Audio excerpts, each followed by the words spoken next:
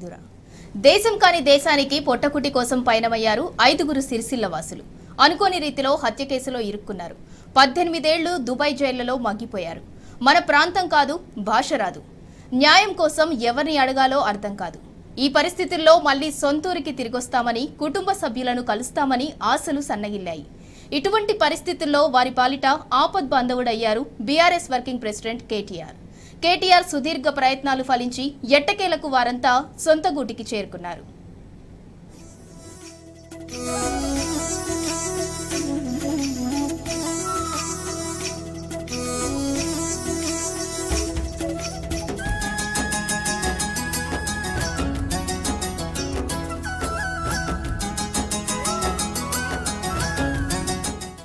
తెలంగాణ నుంచి ఉపాధి కోసం వలసపోయి దుబాయ్లో హత్య కేసులో ఇరుక్కున్న సిరిసిల్ల ప్రాంత వాసులకు ఎట్టకేలకు విముక్తి లభించింది.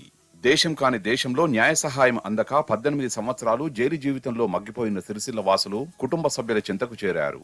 బీఆర్ఎస్ వర్కింగ్ ప్రెసిడెంట్ మాజీ మంత్రి కేటీఆర్ వారి పాలిట దేవుడయ్యారు.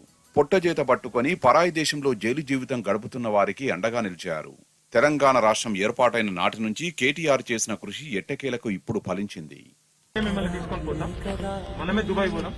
ఇక మనం ఇక లాస్ట్ ప్రైజ్ ఎట్లా చేద్దామంటే చేస్తా, వాళ్ళ అపాయింట్మెంట్ తీసుకుంటా, మొత్తం ఏర్పాట్లు నేను చేస్తా. మిమ్మల్ని మీరేం రద్దు పెట్టుకోకండి, కంపల్సరీ తీసుకొద్దాం. అర్థమైందా?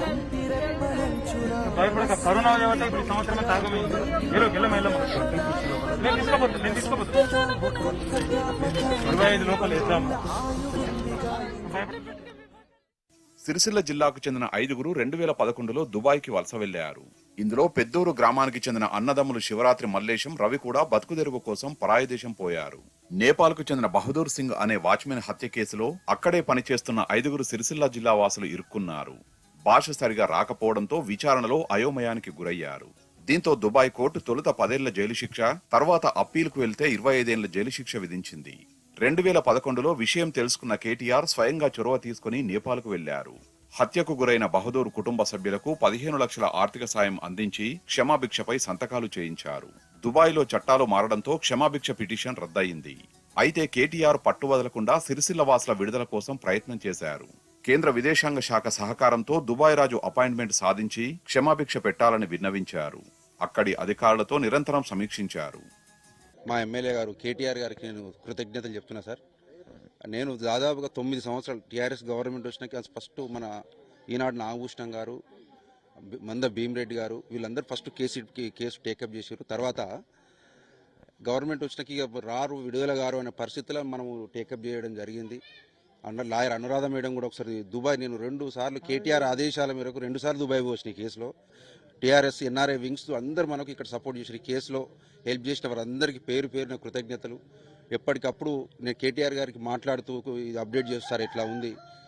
ముఖ్యమంత్రి గారు లెటర్ కావాలంటే కూడా విత్-ఇన్ 1 అవర్లో కేటీఆర్ గారు పేషీతో మాట్లాడి వాళ్ళ టీం మెంబర్స్తోని దుబాయ్ ఎంబసీకి పంపించడం, చాలా పేపర్ వర్క్ బాగా చేసిర్రు. 8 లక్షల రూపాయలు సార్ ఇండివిజువల్గా అమౌంట్ కట్టిరు. ఆ దుబాయ్ రాజు మనసు గారికి ఈరోజు క్షమాభిక్ష పెట్టిండు.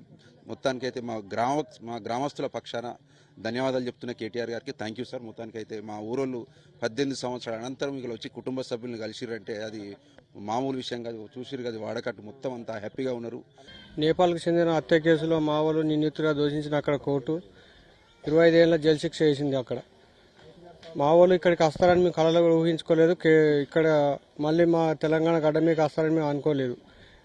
కేటీఆర్ సహాయంతో ఫస్ట్ ఎమ్మెల్యే అయినప్పుడు అక్కడ దుబాయ్ విజిట్ చేసి అక్కడికి వెళ్ళి మా వాళ్ళ దగ్గరికి పోయి మీకు తీసుకొచ్చే బాధ్యత నాది, ఎంతైనా పర్లేదు మొత్తం చూసుకుంటా అక్కడ ఫస్ట్ హామీ ఇచ్చాడు మా వాళ్ళకి. అక్కడికి పోయి జైలు లోపలికి వెళ్ళి హామీ ఇచ్చాడు. 2023లో దుబాయ్ లారీ అక్కడ పెట్టారు, కోర్టులో పెట్టారు. ఇక్కడ సీఎం నుంచి వెళ్ళి ఫామ్ ఒక నింపించి ఫిల్అప్ చేసి అక్కడ మొత్తం డైరెక్ట్ గవర్నమెంట్ తరఫునే అన్ని చేసిండు.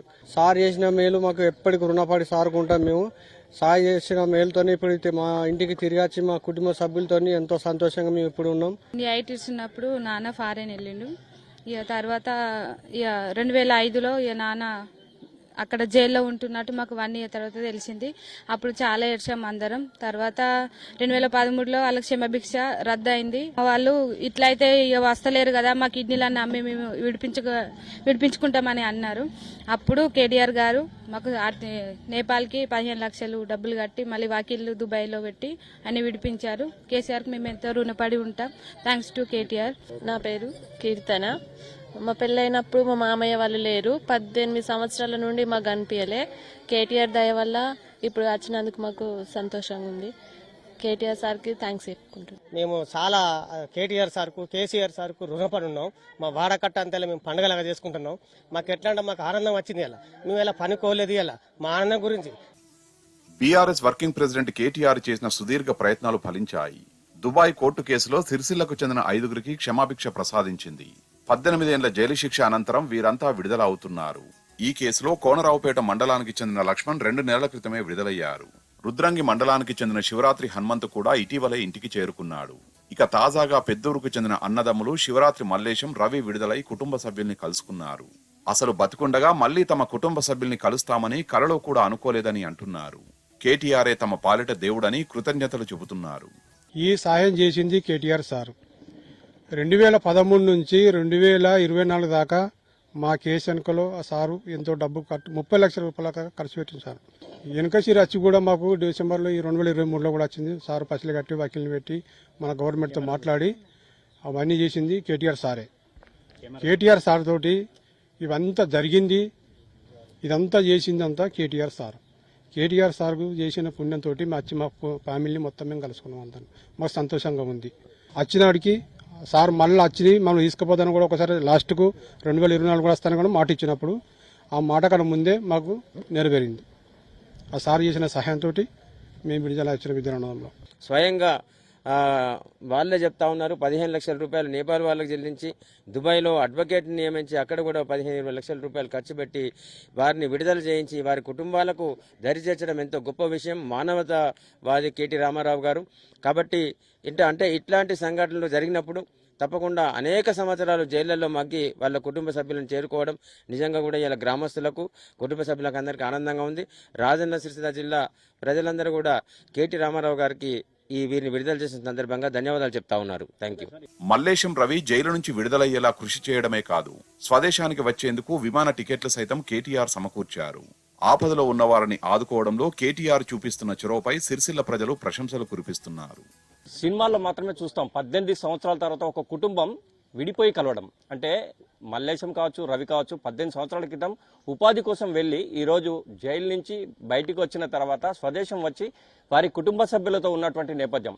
దేవుడు ఉన్నాడో లేడో మాకు తెలియదు, కానీ మాజీ మంత్రి BRS party working president KTR మాకు ఒక దేవుడి రూపంలో మా తండ్రులను అప్పచెప్పడం, వారి రుణం మేము తీర్చుకోలేమని చెప్తున్న నేపథ్యం వారి పిల్లల్లో మనకు స్పష్టంగా కనిపిస్తోంది.